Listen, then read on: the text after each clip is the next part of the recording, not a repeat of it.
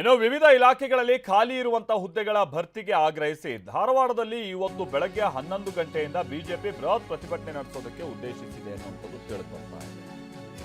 ಬಹಳ ಅತಿ ಮುಖ್ಯವಾಗಿ ಆಗ್ಬೇಕಾಗಿರುವಂಥದ್ದು, ಒಂದು ಪ್ರತಿಪಕ್ಷ ಆಗಿ ಇಷ್ಟು ದಿವಸ ಅವರು ಇದು ಗೊತ್ತಿದ್ದು ಗೊತ್ತಿಲ್ಲದೆ ರೀತಿಯಾಗಿ ವರ್ತಿಸ್ತಾ ಇದ್ರು. ಯಾಕೆ ಗೊತ್ತಿದ್ದು ಗೊತ್ತಿಲ್ಲದೆ ಇರೋ ರೀತಿಯಾಗಿ ಅಂತ ಹೇಳ್ತಾ ಇದೀವಿ ಅಂತ ಅಂದ್ರೆ, ಸಾವಿರಾರು ಮಂದಿ ಅಭ್ಯರ್ಥಿಗಳು ಬೇರೆ ಬೇರೆ ಪೋಸ್ಟ್ಗೆ ಸಂಬಂಧಪಟ್ಟಾಗೆ ಕೆಲವೊಂದು ನೋಟಿಫಿಕೇಶನ್ ಆಗಿದೆ, ಎಕ್ಸಾಮ್ ಬರೆದಿದ್ದಾರೆ, ಕಾಲ್ ಫಾರ್ ಮಾಡ್ತಾ ಇಲ್ಲ.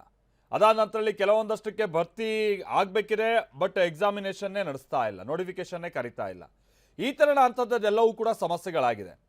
ರಾಜ್ಯದಲ್ಲಿ ಲಕ್ಷಾಂತರ ವಿದ್ಯಾರ್ಥಿಗಳು ಬಹಳ ದಿಕ್ಕೆಟ್ ಕೂತಿದ್ದಾರೆ, ಅಭ್ಯರ್ಥಿಗಳು ಅಥವಾ ಆಕಾಂಕ್ಷಿಗಳು, ಸರ್ಕಾರಿ ಉದ್ಯೋಗದ ಆಕಾಂಕ್ಷಿಗಳು. ಸರ್ಕಾರ ನೋಡಿದ್ರೆ ಕಾರಣ ಹೇಳ್ಕೊಂಡು ಬರ್ತಾ ಇದೆ, ಇವ್ರುಗಳಿಗೊಂದು ಎಕ್ಸಾಮಿನೇಷನ್ ಸರಿಯಾಗಿ ನಡೆಸೋ ಯೋಗ್ಯತೆ ಇಲ್ಲ, ಎಕ್ಸಾಮ್ ಮಾಡ್ತಾರೆ, ಅದಾದ ನಂತರದಲ್ಲಿ ಅದು ಪೇಪರ್ ಔಟ್ ಆಗ್ಬಿಟ್ಟಿತ್ತು, ಮತ್ತೊಂದು ಕಾರಣಗಳನ್ನ ಕೊಟ್ಟು ಅದನ್ನು ಹಾಗೆ ತಡೆ ಹಿಡಿತಾರೆ.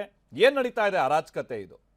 ಆಮೇಲೆ ವಿಪರೀತವಾದಂಥ ಲಂಚ್ ಬಾಕತನ ನಡೀತಾ ಇದೆ ಅಭ್ಯರ್ಥಿಗಳ ನೇಮಕ ಆಗುವಂಥ ಸಂದರ್ಭದಲ್ಲಿ. ಇದೆಲ್ಲವೂ ಕೂಡ ಒಂದು ರೀತಿ ಸರ್ಕಾರಿ ಉದ್ಯೋಗದ ಮೇಲೆ ವಿಶ್ವಾಸನೇ ಕಳ್ಕೊಳ್ಳೋಕೆ ಕಾರಣ ಆಗ್ತಾ ಇರುವಂಥ ಸಂಗತಿ. ಬಿಜೆಪಿ ಏನ್ ಮಾಡ್ತಾ ಇದೆ ಪ್ರಮುಖ ಪ್ರತಿಪಕ್ಷವಾಗಿ ಇಷ್ಟು ದಿವಸದಿಂದ? ಇವ್ರುಗಳಿಗೆ ಆ ಕಾಂಗ್ರೆಸ್ ಪಕ್ಷದಲ್ಲಿರುವಂಥ ಕುತೂಹಲಕ್ಕಿಂತ ಇವ್ರುಗಳಿಗೆ ಜಾಸ್ತಿ ಇರುವಂಥ ರೀತಿಯಾಗಿದೆ. ಡಿ ಕೆ ಶಿವಕುಮಾರ್ ಅವರು, ಸಿದ್ದರಾಮಯ್ಯನವರು ಅನ್ನುವಂಥ ರೀತಿಯಾಗಿ. ಅಂತೂ ಈಗ ಸ್ವಲ್ಪ ನಿದ್ದೆಯಿಂದ ಎದ್ದು ಆ ಅಭ್ಯರ್ಥಿಗಳ ಪರವಾಗಿ ಧ್ವನಿ ಎತ್ತೋ ಪ್ರಯತ್ನ ಮಾಡ್ತಾ ಇದ್ದಾರೆ ಅಂತ ಕಾಣಿಸುತ್ತೆ.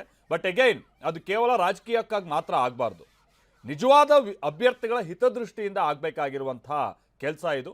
ಇವತ್ತು ಒಂದು ದೊಡ್ಡ ಮಟ್ಟದ ಹೋರಾಟಕ್ಕೆ ಕರೆ ಕೊಟ್ಟಿದ್ದಾರೆ. ಈ ಪ್ರತಿಭಟನಾ ಮೆರವಣಿಗೆಯಲ್ಲಿ ವಿಪಕ್ಷ ನಾಯಕರುಗಳು ಭಾಗಿಯಾಗ್ತಾರೆ. ಆರ್ ಅಶೋಕ್, ಛಲವಾದಿ ನಾರಾಯಣಸ್ವಾಮಿ ಇವ್ರುಗಳೆಲ್ಲ ಭಾಗಿಯಾಗ್ತಾರೆ. ಬಿಜೆಪಿ ರಾಜ್ಯಾಧ್ಯಕ್ಷರು ಕೂಡ ಇದರ ಮುಂದಾಳತ್ವವನ್ನು ವಹಿಸ್ತಾರೆ. ಧಾರವಾಡದ ಶ್ರೀನಗರ ವೃತ್ತದಿಂದ ಜುಬ್ಲಿ ವೃತ್ತದವರೆಗೂ ನಡೆಯುವಂತಹ ಪ್ರತಿಭಟನಾ ರ್ಯಾಲಿ ಇದು.